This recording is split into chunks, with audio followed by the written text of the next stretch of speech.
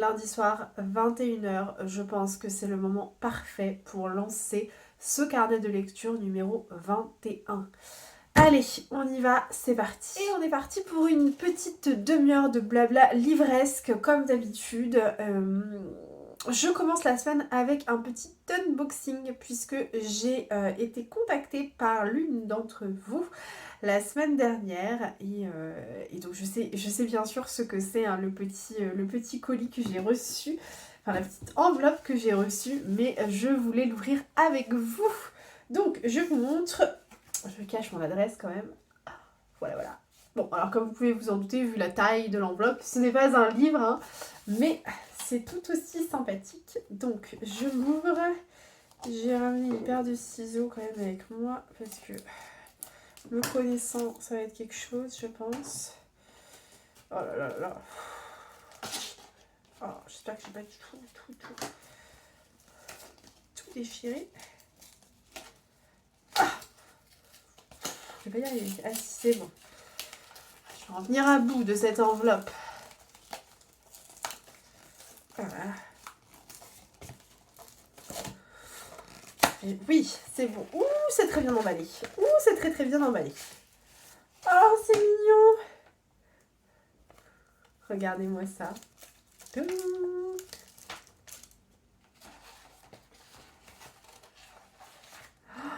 Oh, c'est trop mignon. Oh, merci beaucoup, Eve. Alors, je vous en parle un petit peu. Donc, Eve m'a contactée la semaine dernière pour me proposer de m'envoyer 3 de ses petites créations, 3 petits marque-pages qu'elle crée et qu'elle met en vente sur sa boutique Etsy. Donc, bien évidemment, je vous montrerai le nom de sa boutique Etsy en barre d'infos. Comme ça, vous pouvez retrouver toutes les informations.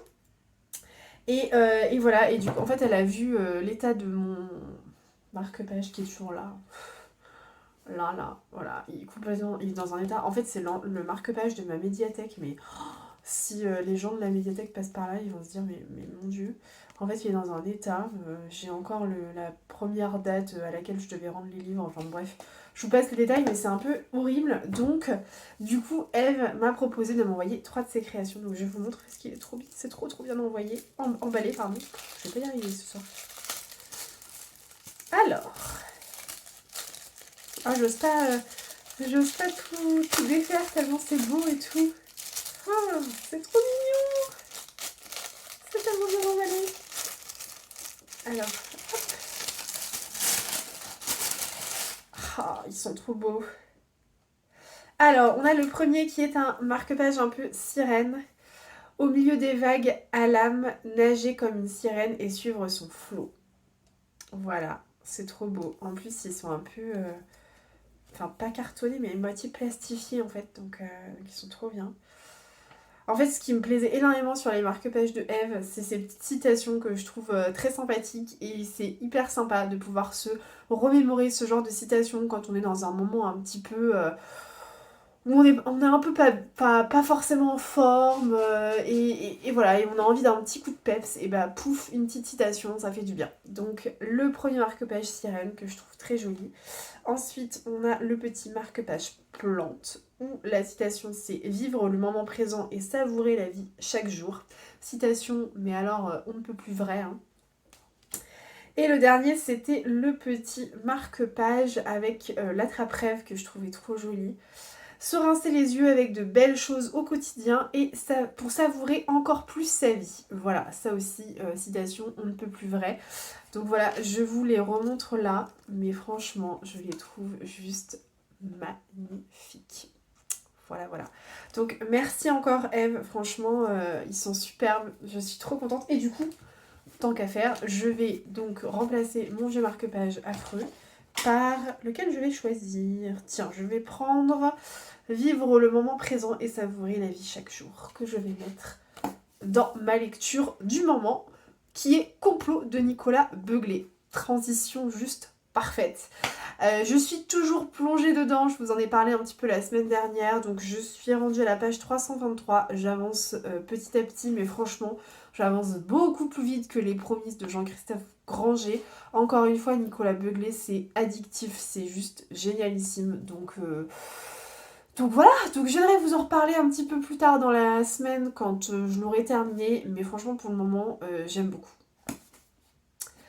Sur ce, je pense qu'on va en rester là pour ce soir. Encore une fois, merci à Eve pour cet envoi trop mignon. Ça me met du baume au cœur, surtout que cette journée a été un petit peu compliquée pour moi puisque c'était la première journée de mon bébé chez la nounou. Enfin, c'était l'adaptation chez la nounou. Et voilà, et du coup, d'un point de vue émotion, il y avait un trop plein d'émotions et c'était dur à gérer. Donc ces petits marque-pages comme ça en fin de journée, c'est une petite pépite. Donc merci Eve pour cet envoi.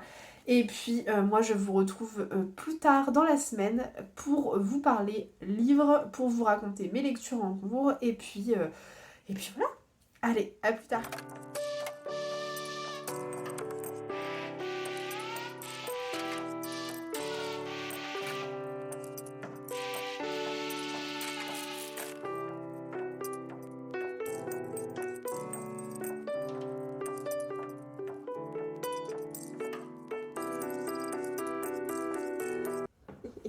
Hello! On vous dit bonjour ce matin? Ouais, on est mercredi. Mercredi matin, et comme vous pouvez le voir, je suis bien accompagnée, mais elle va pas rester, voilà. Donc, mercredi matin, je suis accompagnée de ma tasse de thé, comme vous pouvez le voir, et je reviens vous parler de mes lectures en cours, et plus précisément de... il est là. Complot de Nicolas Beuglet que j'ai terminé. Donc, comme je vous le disais dans le carnet de lecture précédent, on retrouve l'inspectrice Sarah Geringen qu'on avait déjà rencontrée dans Le Cri, premier tome de la trilogie de Nicolas Beuglet que j'ai lu il y a quelques mois de ça maintenant. Donc Sarah Geringen est une enquêtrice norvégienne qu'on retrouve après son enquête sur le patient 488. Elle vit tranquillement sa petite vie à Oslo, sur une île juste à côté d'Oslo, avec son nouvel amoureux, mais je ne vous en parle pas plus, je ne veux pas vous spoiler Le Cri, donc je ne vous dis rien. Elle vit tranquillement sa petite vie, elle a acheté une maison sur cette petite île, jusqu'au jour où un beau matin, je crois que c'est un matin, je sais plus, jusqu'au jour où en gros on vient la chercher en hélicoptère, et on lui demande d'enquêter sur une enquête un petit peu particulière. On l'emmène, elle ne sait pas trop où, et en fait elle découvre sur place qu'il s'agit de l'assassinat de la première ministre norvégienne, qui a eu lieu sur l'île de Vardø, au nord de la Norvège. Et on lui demande du coup d'enquêter sur le meurtre de cette première ministre. Elle va subir bien évidemment la pression, puisque elle va avoir la pression des politiques haut placés, et toute la Norvège en gros compte sur Sarah Geringen pour trouver l'assassin et pour démêler un peu le vrai du faux dans cette affaire. Ce qui est un petit peu particulier avec ce meurtre, c'est que c'est un meurtre qui fait penser à un rituel un peu satanique. Et donc du coup Sarah va se retrouver à enquêter à droite à gauche. Comme dans Le Cri, elle va se balader, ça va pas être uniquement un roman qui va se passer en Norvège, on va aller au Liban, on va aller en Allemagne, on va aller à Rome, on part un peu partout, et c'est un livre qui nous fait complètement voyager. J'ai beaucoup aimé cette enquête, je pense même que je l'ai préférée au premier tome, donc Le Cri. Je l'ai préférée parce que l'enquête m'a plus parlé. En fait, bon, je vais pas vous spoiler, donc je vais pas vous dire le sujet même de l'enquête, mais il s'agit d'un complot qui a été mis en place, du coup qui s'est construit il y a des millénaires et des millénaires, et c'est, je sais pas, j'ai trouvé ça plus intéressant et ça m'a plus passionné que l'enquête qu'il y avait dans Le Cri, que j'avais trouvé parfois dur à comprendre, parfois presque un peu ésotérique, un peu mystique, ça m'avait pas forcément emballé cette enquête, surtout sur la fin du roman. Ça m'avait moins plu. Donc celle-là, franchement, pour le coup, j'ai beaucoup aimé. J'ai trouvé ça plus abordable, peut-être mieux expliqué, j'en sais rien, mais en tout cas, ça m'a plus intéressée. Et j'ai avalé les pages sans même m'en rendre compte. On retrouve le style complètement addictif de Nicolas Beuglet. C'est vraiment haletant, c'est palpitant, c'est top, voilà, tout simplement. Très très bon tome, très bon deuxième tome. On en découvre un petit peu plus sur le personnage de Sarah Geringan et ça c'est chouette aussi parce que dans le premier tome, malgré tout, j'ai mon chat qui fait ses griffes sur le canapé alors qu'elle n'a pas le droit, bref. On en découvre plus sur ce personnage. Dans le premier tome, elle était un petit peu moins bien décrite et là, on se rend compte qu'elle a des fêlures, on se rend compte qu'elle cache des choses, qu'elle a des secrets. Et voilà, et c'est pas pour nous déplaire d'en savoir un petit peu plus. Et honnêtement, j'ai qu'une hâte, c'est de lire le troisième tome qui est L'île du diable pour en savoir plus justement sur Sarah. Et je pense que dans celui-là, on va avoir un peu les réponses à nos questions. Voilà, donc comme vous pouvez le voir, par contre, celui-là est beaucoup plus petit que les deux autres. Il fait 300 pages, je crois. J'ai vu ça tout à l'heure. Ouais, il fait 300 pages. Donc, il va se dévorer. J'ai vraiment, vraiment hésité à enchaîner avec l'île du diable. Mais bon, je pense que je vais faire une petite pause et je vais vite le lire, par contre. Tout ça pour vous dire que cette trilogie, pour l'instant, vraiment, c'est une trilogie très sympathique. Trilogie très sympathique. Avec le troisième, c'est mieux. Bon, même si j'ai pas encore lu l'île du diable, mais j'aime bien. Si vous êtes un fan de thriller policier palpitant, avec une enquête où il y a de l'action à 1000%, où vous ne vous ennuyez pas, eh bien écoutez, foncez sur cette trilogie de Nicolas Beuglet, ça ne pourra que vous plaire. Pour vous faire un petit comparatif, même si je pense qu'on ne peut pas vraiment les comparer à 100%, mais ça peut vous donner une idée. Si vous avez aimé les romans de Dan Brown, type Da Vinci Code, Angers Démon, etc., je pense que vraiment ça peut vous plaire parce qu'on est sur des enquêtes qui sont un petit peu similaires dans le sens où ce sont des enquêtes un peu parfois historiques qui reposent sur des faits qu'on connaît depuis des siècles et des siècles qui sont remis en question. Donc ça peut clairement vous plaire si vous aimez ce genre de littérature. Voilà. Je suis désolée si vous entendez du bruit parce que j'ai la baie vitrée qui est ouverte, donc il y a les poules du jardin du voisin, il y a les voitures qui passent, on a de tout ce matin, hein, vraiment. Mais bon, c'est comme ça, c'est la vie quotidienne, n'est-ce pas? Voilà, voilà. Heureusement, nous n'avons pas d'avion, c'est déjà pas mal. Mais bon. Suite à ça, qu'est-ce que j'ai fait? Du coup, j'ai commencé Anne d'Avonlea, le deuxième tome de la saga Anne de Green Gables, édité chez Monsieur Toussaint Louverture dans cette superbe édition, je ne leur dirai jamais assez. Je ne vous en parle pas maintenant parce que j'ai lu 19 pages. D'ailleurs, j'ai mis le super marque-page de Eve. Voilà. Donc j'ai lu 19 pages, donc je ne vous en parle pas tout de suite. Je sais, on est le mercredi 1er juin, donc officiellement le mois de la saga est terminé. Mais du coup, je suis un petit peu frustrée parce que j'ai lu que 2 tomes de saga. J'ai lu Complot et j'ai lu La Sœur de la Lune de Lucinda Riley. Donc du coup, j'ai voulu quand même continuer un petit peu. Donc je vais lire Anne d'Avonlea. Et puis je passerai ensuite à mes autres lectures prévues pour le mois de juin. Mais j'avais vraiment quand même envie de caser Anne d'Avonlea avant de faire une croix définitive sur ce mois de la saga et d'y retourner l'année prochaine. Voilà. Eh bien écoutez, moi c'est tout ce que j'avais à vous dire pour aujourd'hui. Je vous retrouve un petit peu plus tard.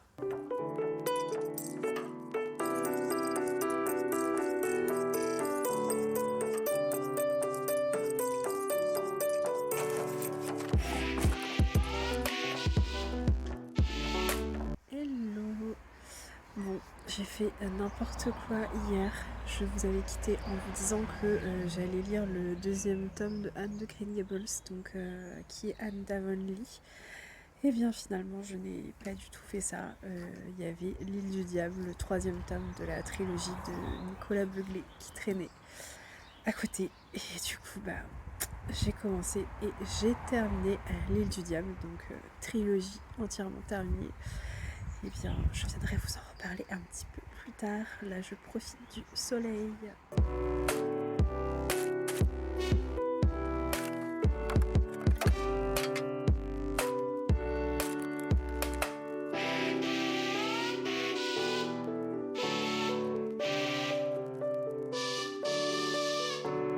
Hello! On est samedi, il est à peu près midi. On est un peu au ralenti ce matin. Mais bon, je vous avoue que ça fait du bien aussi de prendre un peu le temps. je préfère vous prévenir tout de suite, c'est presque l'heure du biberon de notre fils. Donc il est probable que nous soyons interrompus par des petits babillements ou des petits cris d'impatience, c'est fort probable. Voilà, vous êtes au courant comme ça. Je reviens vous parler lecture puisque comme je vous le disais, j'ai fait un petit peu n'importe quoi cette semaine. J'ai mis de côté Anne d'Avonlea et mercredi, j'ai lu dans la journée, presque en une seule fois, L'île du diable de Nicolas Beuglet, qui est le 3e et dernier tome de la trilogie des enquêtes de Sarah Geringen. Alors je m'excuse parce qu'en plus de mon fils, il y a également un de mes chats qui est là. Et alors en ce moment nous avons une invasion de mouches, donc pour son plus grand plaisir hein, bien sûr. Mais bon, bref, donc si vous entendez des petits bruits à droite à gauche, c'est le chat et pas forcément le bébé. Voilà. Du coup je viens vous reparler de ce petit livre et de ma lecture. Donc, comme je vous le disais, je suis assez contente puisqu'effectivement, on a toutes les réponses aux questions qu'on se pose sur la personnalité assez atypique de Sarah Geringen. On la retrouve donc dans ce tome-ci. Elle est en posture pas franchement enviable, hein, on va dire qu'elle est dans une position particulière. On la retrouve après toutes les péripéties qui se sont passées dans les 2 premiers tomes, donc il faut dire qu'elle en a un peu bavé la pauvre hein, quand même. Donc elle n'est pas dans une super position, c'est pas terrible, hein. Elle est au 36e dessous, elle est pas au meilleur de sa forme. Et en plus de ça, on ne va pas trop la bichonner, et voilà, puisqu'on va venir lui apprendre que son père est décédé et qu'il a été assassiné assez sauvagement. Voilà. Bien évidemment, étant donné que c'est son père, normalement elle ne devrait pas enquêter sur cette enquête, mais son supérieur avec qui elle s'entend bien, Stephen, l'autorise à enquêter et du coup elle va enquêter un petit peu en catimini, puisqu'il va lui demander d'enquêter avec un enquêteur principal qui s'appelle Adrian Cole, qui est un petit bleu entre guillemets, un jeune qui débarque un peu de l'école et voilà, et c'est un peu pour la procédure, au moins il y a quelqu'un d'autre qu'elle qui n'est pas partie prenante dans cette enquête. J'ai dit énormément de fois le mot enquête, désolée, mais voilà. Voilà un petit peu pour le résumé. Je reviens parce que comme vous pouvez l'entendre, il y en a un qui s'impatiente un peu derrière. Avec ce 3e tome, Nicolas Beuglet nous offre un thriller vraiment effrayant. Je pense qu'on a passé un cap au niveau de l'horreur là et on est sur enfin ça termine en apothéose vraiment. Pour tout vous avouer, moi je l'ai trouvé vraiment flippant ce tome. Je l'ai lu exclusivement dans la journée du mercredi et en fait le mercredi soir on allait prendre l'apéro chez des copains, donc je l'ai terminé dans la nuit. J'ai dû me coucher vers 1h du matin et franchement ça m'a fait froid dans le dos, ça m'a glacé le sang. J'ai eu du mal à dormir, enfin ça m'a un peu retourné l'estomac, enfin j'étais vraiment pas bien à la lecture de ce tome, hein. Ça m'a vraiment mis mal à l'aise. Comme d'habitude, je ne peux pas vous dire exactement quel est le sujet de l'enquête, puisque sinon je vais tout vous dévoiler, je vais tout vous spoiler, ce serait pas franchement drôle. Mais ce qui m'a un peu glacé le sang, c'est que c'est quand même basé sur des faits réels, et franchement je m'attendais pas à ce que ce soit réel en fait, cette histoire, je m'attendais vraiment pas à ça. Et ouais, faut vraiment être accroché, il faut avoir le cœur accroché pour lire ce 3e tome. Clairement c'est pas mon préféré puisque il m'a vraiment trop effrayée pour le coup, je m'attendais pas à ça, donc c'est pas mon préféré. Après bien évidemment on retrouve le style complètement addictif de Nicolas Beuglet, on retrouve ce style de thriller à 1000% où il y a plein de choses qui se passent, où on ne s'ennuie pas un seul instant, donc ne serait-ce que pour ça c'est vraiment intéressant, mais c'est vrai que pour moi c'est pas mon tome préféré. Je pense que mon préféré pour l'instant restera le 2e tome qui est par là d'ailleurs, qui est complot, voilà. Celui-là je l'ai vraiment aimé parce que j'ai adoré l'enquête et il était quand même beaucoup moins effrayant que l'île du diable, voilà. Il est pas très gros hein, mais il est saisissant ce roman. Donc voilà ce que je pouvais vous en dire. Après je suis quand même très contente parce que ça termine sur une note... Alors la fin je sais pas trop quoi en penser, en toute honnêteté je ne sais pas encore si j'apprécie ou pas cette fin, je pense que je le saurai vraiment jamais. D'un côté je la trouve un peu facile, de l'autre je la trouve un peu alambiquée, donc je ne sais pas trop comment me positionner sur cette fin. Mais ce que j'ai apprécié c'est que vraiment on a toutes les réponses à nos questions concernant la personnalité un peu particulière de Sarah, et on comprend en fait pourquoi est-ce qu'elle est aussi mal dans sa peau, qu'elle se pose autant de questions, et qu'elle a tout ce poids de la culpabilité sur elle. On comprend tout ça à la lecture de ce 3e tome et c'est ça que j'ai apprécié vraiment à la fin, en clôturant cette trilogie. Voilà ce que je pouvais vous dire. En tout cas, c'était pour ma part une très chouette découverte. J'ai vraiment adoré découvrir le style de Nicolas Beuglet.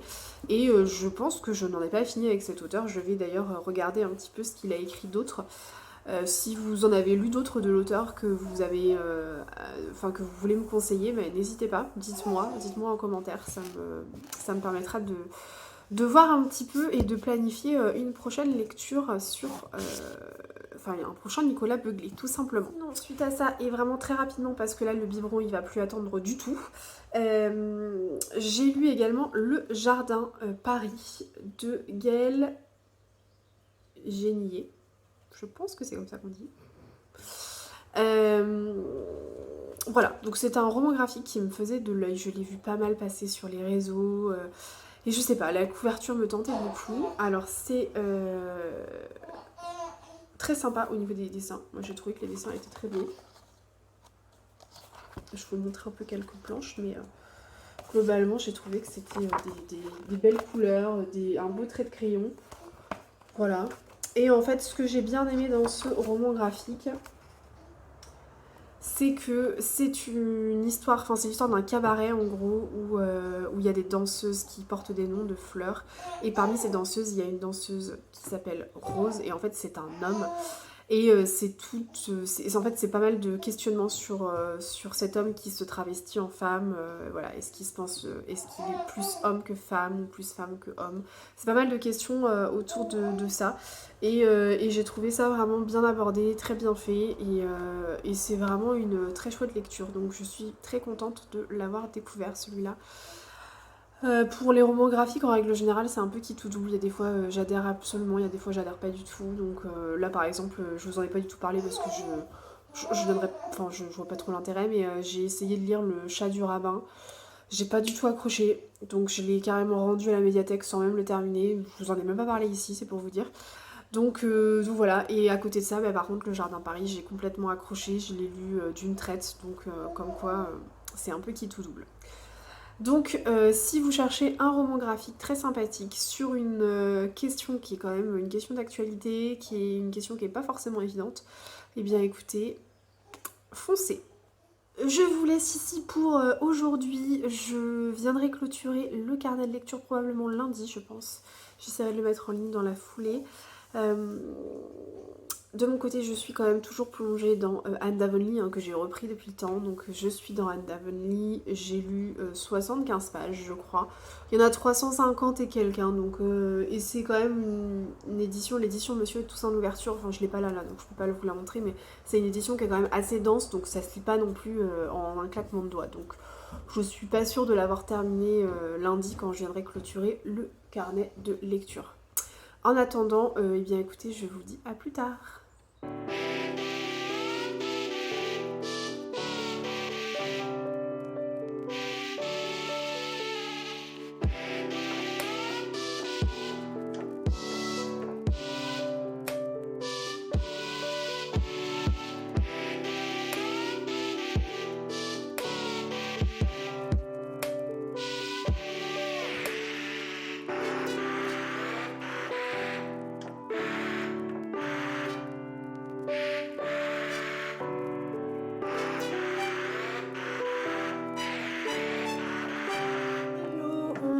Lundi aujourd'hui et je viens clôturer rapidement ce petit carnet de lecture.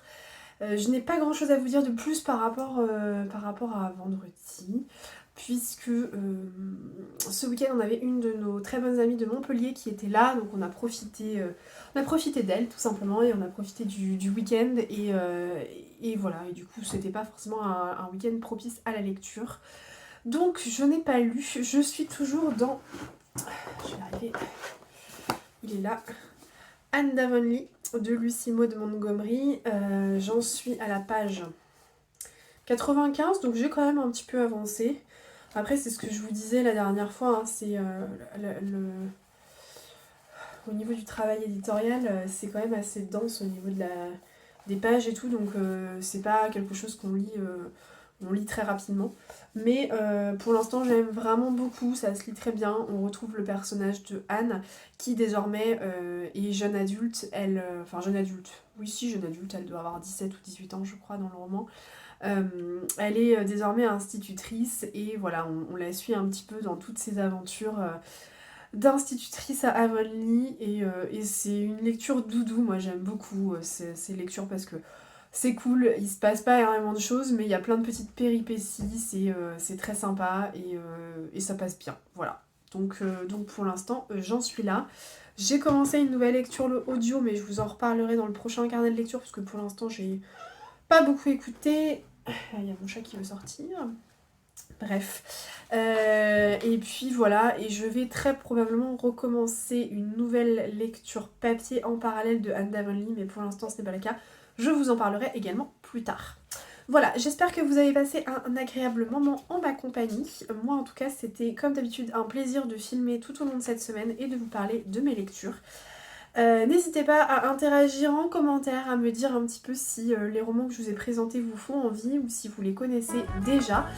Et puis bah écoutez, moi je vais vous dire à la semaine prochaine. Voilà, allez, à plus tard.